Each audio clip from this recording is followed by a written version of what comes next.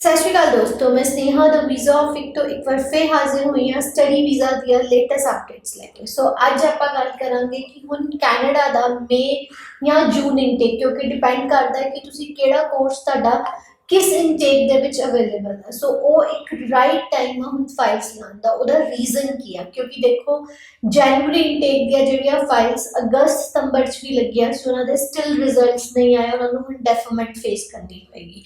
So this is the reason कि आपां हुण अपनी फाइल जिहड़ी हैगी है टाइम सिर लाइए, क्योंकि कैनेडा एम्बेसी का कभी भी एक स्टैंडर्ड टाइम नहीं रहा रिजल्ट्स नूं लैके। कई बार तो रिजल्ट्स 2-3 वीक्स के विच आ जाते हैं और कई बार तुहाडियां फाइल्स जिहड़ियां हैगियां वो बैकलॉग च चले जांदियां। So this is the right time to apply for May and June intake.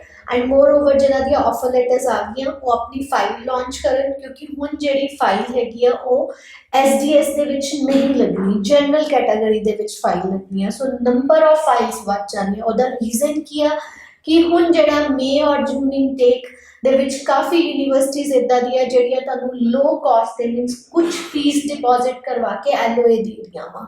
सो हुण एक कैनेडा का की ट्रेंड आ गया अगेन कि क्योंकि बहुत पिछले साल फाइल्स इस करके नहीं लग पाई है क्योंकि हर एक दी पॉकेट नहीं हुंदी कि वो फुल फीस भी देवे, GIC भी देवे और ना करते हुए 25-26 लाख का बजट तक किते नहीं गया सीगा। बट हुण वही बजट जिहड़ा हैगा कि तुसीं 10-12 लाख इवन कि 7-8 लाख दे विच भी थोड़ी फीस पे करके अपने फंड्स शो करके अपनी फाइल लगा सकते हो। हुण नंबर ऑफ फाइल्स वध जाणियां।